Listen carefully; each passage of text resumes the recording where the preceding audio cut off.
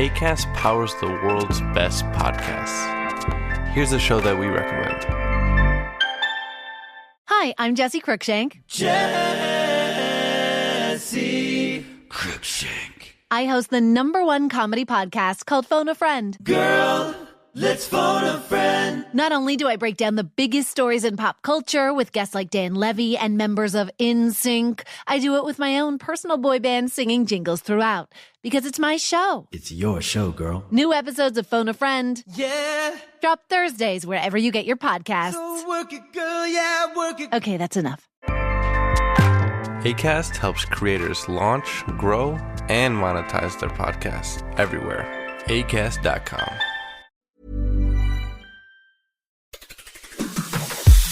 On today's Smart 7, world leaders gather for D-Day commemorations and EU voters head to the polls. It's Friday, 7th of June, it's Donut Day, and happy birthday, Bear Grylls. The Smart 7. It's news, but not the news.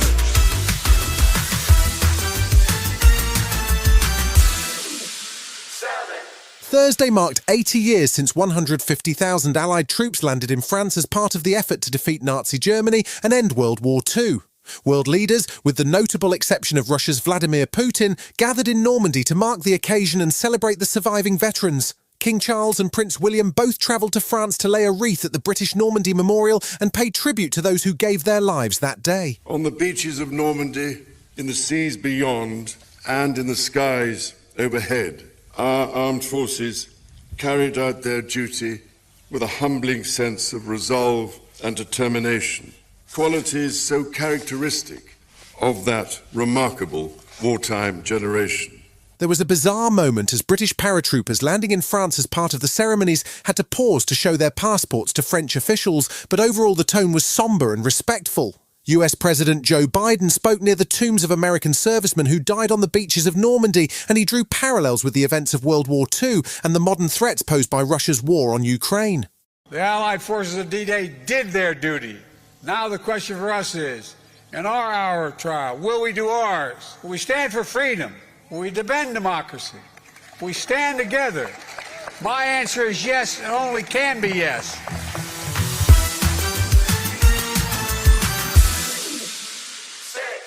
Ukrainian President Zelensky was a guest at the D-Day commemorations as he continued his tour to build support for the upcoming peace summit in Switzerland. But even as he sought support, Russian President Putin continued to make threats intended to slow or stop the delivery of long-range weapons to Ukraine. Russia's latest incursion towards Kharkiv has seen Ukraine's allies, including the US and Germany, relax their rules on striking Russian targets, but Putin had dire warnings that Russia would be happy to provide weapons that would strike at Ukraine's allies, including the UK. If it is Storm Shadow, it means that the British are doing it.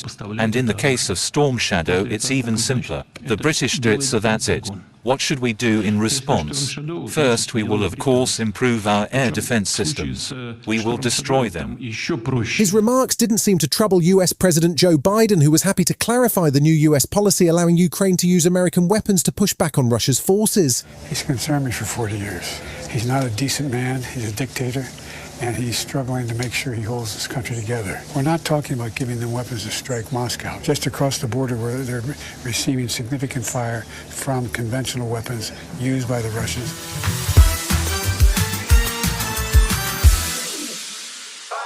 Thursday saw an official pause in election campaigning as a mark of respect for the D-Day commemorations. There was no good news for the Tories, though, as new polling suggests that since Nigel Farage took over the Reform Party, they've seen a significant jump in their support. There were more questions about Tory donors too, as it emerged that Frank Hester has donated a further £5 million to the party.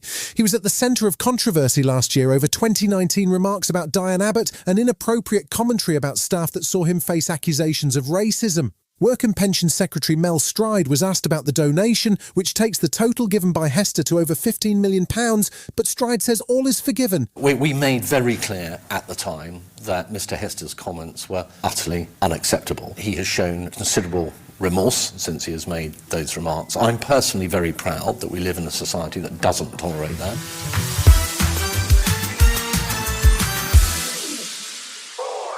The European Parliament elections take place this weekend as 27 nations go to the polls to elect 720 new representatives. The results won't be known until Monday, but polling suggests that the Parliament may see a shift to the right as the war in Ukraine and an immigration crisis impacts politics across the European bloc. On the eve of voting, Slovakian Prime Minister Robert Fico, who was dramatically shot just 3 weeks ago, made an unexpected appearance on video. He says he's on the road to recovery and he's forgiven the shooter, but laid the blame for the incident on Slovakia's Liberal Opposition Party, who have repeatedly denied any involvement with what appeared to be an isolated incident. It's time to take the first step, which is forgiveness.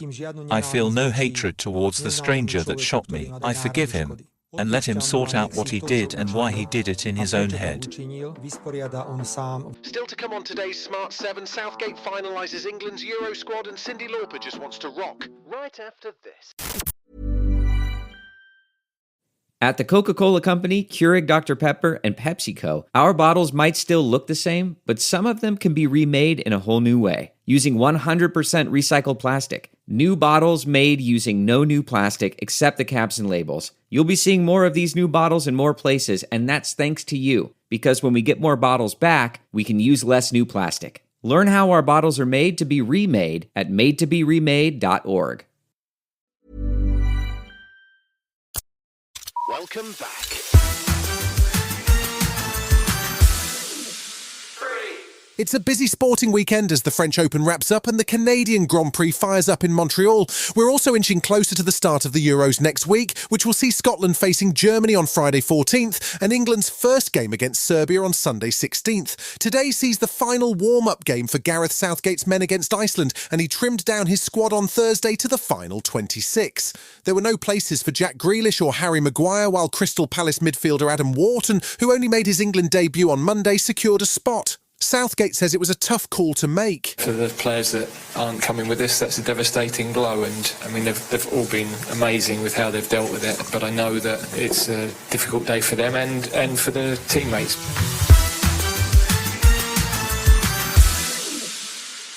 Cyndi Lauper is only an Oscar away from becoming an EGOT. That's an Emmy, Grammy, Oscar and Tony Award winner, and in her 40-year career she's already picked up 3 of them. From the musical Kinky Boots to her chart hits, she's been busy and never afraid to try something new. Now, a new documentary on Paramount Plus called Let the Canaries Sing traces her remarkable career, and it's the perfect warm-up for her Glastonbury appearance this summer. She told Jimmy Kimmel that she always knew she was meant to rock. I didn't want to just sing ballads. I was a rocker.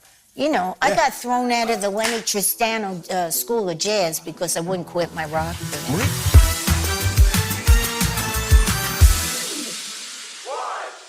It takes a brave man to pitch a story about a white-haired anchor who gets cancelled to ITV, one would imagine. And that brave man turned out to be former Doctor Who showrunner Stephen Moffat, who is the creator and writer of the new comedy drama Douglas is Cancelled. It stars Hugh Bonneville and Karen Gillan in a classic tale of a news anchor whose joke at a wedding goes viral for all the wrong reasons. It's unwise but not illegal, and it streams in June on ITVX. There's been a tweet. What tweet? Overheard presenter Douglas Bellows making an extremely sexist joke at a wedding. Dad, what was the joke at the wedding? I don't remember. But it's probably just one of your usual ones, yeah? My usual ones. Your usual misogynist ones. It was sexist, not misogynist. This isn't news. It's going to be news. It's you. You've been listening to The Smart 7. We'll be back tomorrow at 7 a.m. Hit that follow button and have a great day. Give us 7 minutes and we'll give you the world.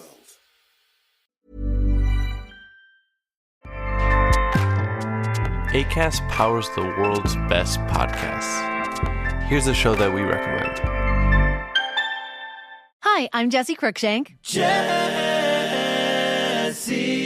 Cruikshank. I host the #1 comedy podcast called Phone a Friend. Girl, let's phone a friend. Not only do I break down the biggest stories in pop culture with guests like Dan Levy and members of NSYNC, I do it with my own personal boy band singing jingles throughout. Because it's my show. It's your show, girl. New episodes of Phone a Friend. Yeah. Drop Thursdays wherever you get your podcasts. So work it, girl, yeah, work it. Okay, that's enough.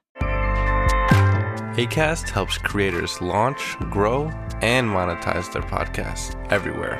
Acast.com.